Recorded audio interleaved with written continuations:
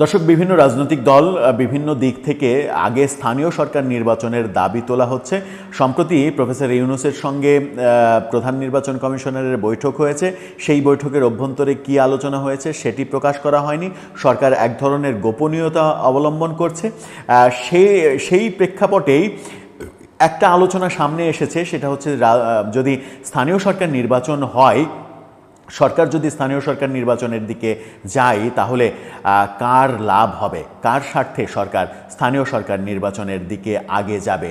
জাতীয় নির্বাচনের আগে স্থানীয় সরকার নির্বাচন কেন চাওয়া হচ্ছে, স্বার্থটা কোথায়, লাভটা কোথায়, সেই বিশ্লেষণটা করার চেষ্টা করব এই ভিডিওতে।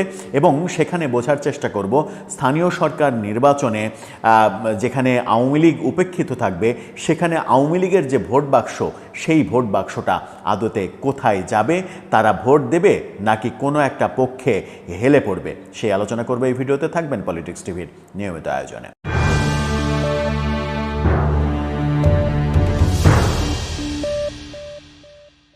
দর্শক, পলিটিক্স টিভির নিয়মিত ভিডিওগুলো স্পন্সর করছে প্রজাপতি.tv, নতুন ওটিটি প্ল্যাটফর্ম। আপনারা চাইলে ইউটিউবে, ফেসবুকে, ইনস্টাগ্রামে, টিকটকে দেখে নিতে পারেন। ডেসক্রিপশন বক্সে লিঙ্ক দেওয়া থাকবে, সেখান থেকেও আপনারা দেখে নিতে পারেন প্রজাপতির কার্যক্রম। চলে যাচ্ছি মূল ভিডিওতে।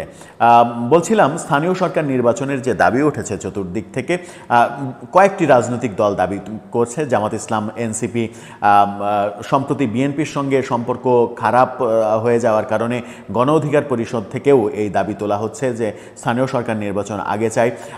কারণ আমরা জানি যে গণ অধিকার পরিষদের নেতা নুরুল হক নূরকে পটুয়াখালীর একটা আসনে গলাচিপা সম্ভবত, সেই আসনে তাকে বিএনপি এক ধরনের ছাড় দিয়েছিল যে সেখানে বিএনপি তাকে দিয়ে নির্বাচন করাবে, বিএনপির প্রার্থী দেবে না। কিন্তু সাম্প্রতিক সময়ে সেখানে যে অপ্রীতিকর ঘটনা ঘটেছে বিএনপি নেতাদের মাধ্যমে, সেখান থেকে বিএনপির সঙ্গে তার সম্পর্কে ফাটল ধরেছে এবং এখন মনে করা হচ্ছে গণ অধিকার পরিষদের সঙ্গে বিএনপির হয়তো জোট হবে না। গণ অধিকার পরিষদ হয়তো ইসলামী দলগুলোর সঙ্গে জোটের দিকে হেলে পড়ছে। আজকের ইসলামী আন্দোলনের মহাসমাবেশে যোগদান তেমনই ইঙ্গিত দিচ্ছে। অর্থাৎ গণ অধিকার পরিষদ থেকেও স্থানীয় সরকার নির্বাচনের কথা বলা হচ্ছে, ইসলামী দলগুলো স্থানীয় সরকার নির্বাচনের কথা বলছে। কিন্তু বিএনপি স্থানীয় সরকার নির্বাচন চাইছে না। সরকারও স্থানীয় সরকার নির্বাচন করতে চায়, কারণ তাদের প্রিয় দল এনসিপি এবং জামাত ইসলাম স্থানীয় সরকার নির্বাচনের পক্ষে। সম্ভবত সরকার অন্তত পক্ষে 12টি সিটি কর্পোরেশনের নির্বাচন করে ফেলতে চায়, সেরকম সিদ্ধান্ত নিয়ে ফেলেছে। তেমনটা বাস্তবায়ন হলে অবাক হওয়ার কিছু থাকবে না। এখন আলোচনার বিষয় হচ্ছে, স্থানীয় সরকার নির্বাচন যদি আগে হয় তাহলে লাভ কার, ক্ষতিকার। চলুন একটু বিশ্লেষণ করে দেখা যাক কয়েকটা পয়েন্টে।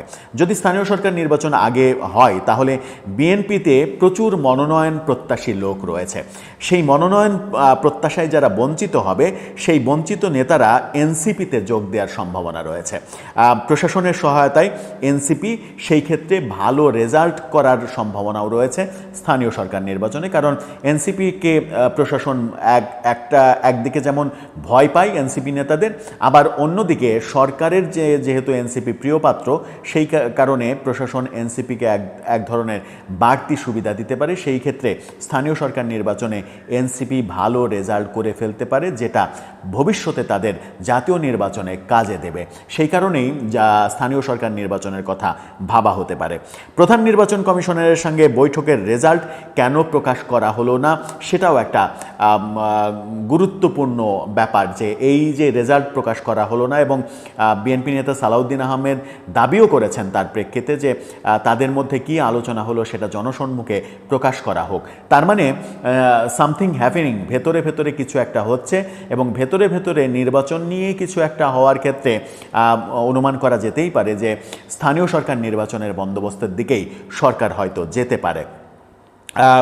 লন্ডন বৈঠকের পর বিএনপি যে আত্মতুষ্টিতে ভুগছিল এবং সরকারের প্রশংসা করতে শুরু করেছিল একেবারে পাইকারি দরে, সেই সম্পর্কে ভাঙন ধরেছে কিনা সেই আলোচনাও কিন্তু সামনে আসছে।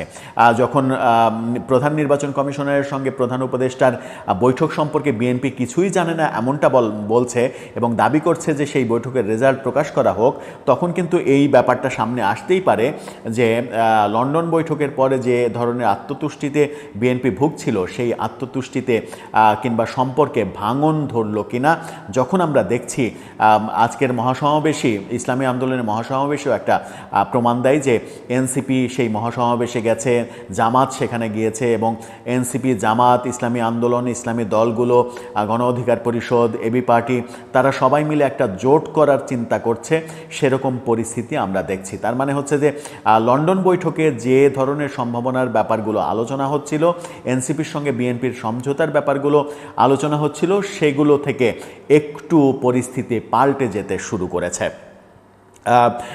সেই কারণেই বিশ্লেষকরা অনেকে বলার চেষ্টা করেছেন যে বিএনপি সম্ভবত রাজনৈতিক একটা প্যাঁচের মধ্যে পড়ে গেল, সরকারের কৌশলের কাছে হেরেও যেতে হতে পারে তাদেরকে, এবং স্থানীয় সরকার নির্বাচন মেনে নিতে বাধ্য হতে পারে তাদেরকে, তারা মেনে নিতে বাধ্য হতে পারে, এমনটাও বলা হচ্ছে বিভিন্ন জায়গায়।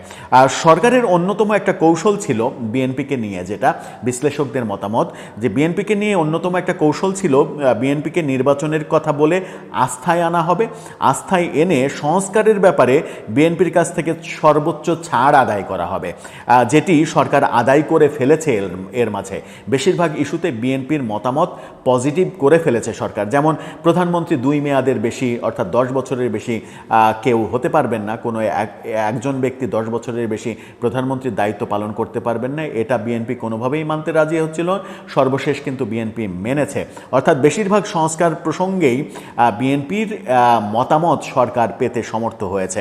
আবার জুলাই সনদের ব্যাপারেও বিএনপির আস্থা ভোট নিয়ে সেটি বাস্তবায়ন করে দেওয়াও কিন্তু সরকারের একটা কৌশল।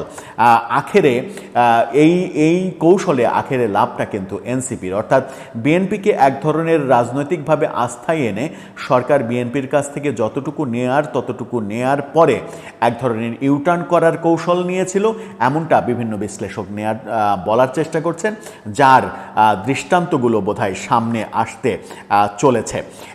এখন কি মনে হতে পারে যে বিএনপি তাহলে কি রাজনৈতিক কৌশলে একেবারে রাজনৈতিকভাবে শিশু যিনি প্রফেসর ইউনূস, তার কাছে হেরে গেল?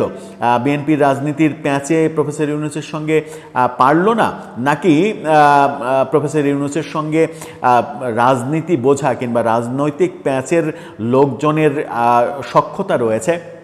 জামাত, এনসিপি, বিভিন্ন ইসলামী দল যারা রাজনৈতিক কৌশল খুব ভালো বোঝে, তাদের সান্নিধ্যে প্রফেসর ইউনূস এক ধরনের রাজনীতি বুঝে গেছেন, সেই বোঝা রাজনীতি বিএনপির উপরে অ্যাপ্লাই করা হয়েছে এবং বিএনপি সেখানে বোধহয় একটা ভুল দাবার চাল দিয়ে ফেলেছে, তেমনটাও বিশ্লেষণ করা হচ্ছে বিভিন্ন দিকে। যার সর্বশেষ উদাহরণ বারবারই বলছি, আজকে ইসলামী আন্দোলনের সমাবেশ, সেখানে ইসলামী আন্দোলনের সঙ্গে চরম শত্রুতা থাকা জামাতও এক মঞ্চে এসেছে এবং তারা জোট করার কথা বলছে, যেখানে এনসিপি অংশগ্রহণ করছে, গণ অধিকার পরিষদ অংশগ্রহণ করছে, এবি পার্টি অংশগ্রহণ করছে। এবং মজার ব্যাপার হচ্ছে, এটা একটা বড় কৌশল ছাড়া সম্ভব হতো না, যেখানে আমরা উপস্থিত হতে দেখেছি হিন্দু, বৌদ্ধ, খ্রিস্টান নেতাদেরও। তার মানে একটা সর্বোচ্চ পর্যায়ের, সর্বোচ্চ নীতি নির্ধারণী পর্যায়ের কৌশল অবলম্বন করেই আজকের এই সমাবেশে তাদের উপস্থিতি, এটা নিশ্চিত করে বলা যায় এটা ইসলামী আন্দোলনের একক রাজনৈতিক ব্যাপার নয়, এর সঙ্গে জাতীয় আন্তর্জাতিক ব্যাপার হয়তোবা জড়িয়ে রয়েছে, যেখানে বিএনপি হয়তো এক ধাপ পিছু হটতে বাধ্য হবে, কিংবা বিএনপির সামনে কোন কৌশলে এগোবে সেটাই এখন দেখার বিষয়। স্থানীয় সরকার নির্বাচনে আর একটা বড় ব্যাপার যেটা হবে সেটা হচ্ছে যে স্থানীয় সরকার নির্বাচনে যেহেতু জাতীয় প্রতীকে নির্বাচন হবে না, সেহেতু আওয়ামী লীগের যে ভোট, সারা দেশে যদি আওয়ামী লীগের 40% ভোট থাকে, সেই 40% ভোট কারা অর্জন করবে সেটা একটা বড় বিষয়। সেই ক্ষেত্রে বিএনপি পেরে উঠবে, জামাত পেরে উঠবে, নাকি এনসিপি পেরে উঠবে? এনসিপির পেরে ওঠার কোনো সম্ভাবনা নেই, সম্ভাবনা একটা রয়েছে জামাতের পেরে ওঠার। কারণ 5 আগস্টের পরে সারা দেশে আওয়ামী লীগের নেতাকর্মীদের ওপরে যে ধরনের নির্যাতনের অভিযোগ রয়েছে, তার বেশিরভাগ অভিযোগই বিএনপির দিকে অনেকে করার চেষ্টা করেন। সেই ক্ষেত্রে জামাতের দিকে একটু কম অভিযোগ, সেই কারণে আওয়ামী লীগের লোকজন আবার তাদের চিরশত্রু জামাতের দিকে যদি হেলে পড়ে, তাহলে কিন্তু অবাক হওয়ার কিছু থাকবে না। সব মিলিয়ে নির্বাচন কেন্দ্রিক একটা গোলমেলে অবস্থা বিরাজ করছে। আগামী নির্বাচনে, স্থানীয় নির্বাচন হোক, জাতীয় নির্বাচন হোক, সেখানে যদি আওয়ামী লীগের ভোট ব্যাংকটাকে নিজেদের করে পেতে হয়, তাহলে বিএনপিকে খুবই কৌশলী রাজনীতি করতে হবে এবং সেই কৌশলটা বুঝতে হবে যেন মানে সাপও মরে লাঠিও ভাঙে না, তেমন রাজনীতি করতে হবে। তেমন রাজনীতি কি বিএনপি শেষ পর্যন্ত করতে পারবে? সেটাই একটা বড় প্রশ্ন। দর্শক, আপনার মতামত জানিয়ে লিখতে পারেন আমাদের কমেন্ট বক্সে।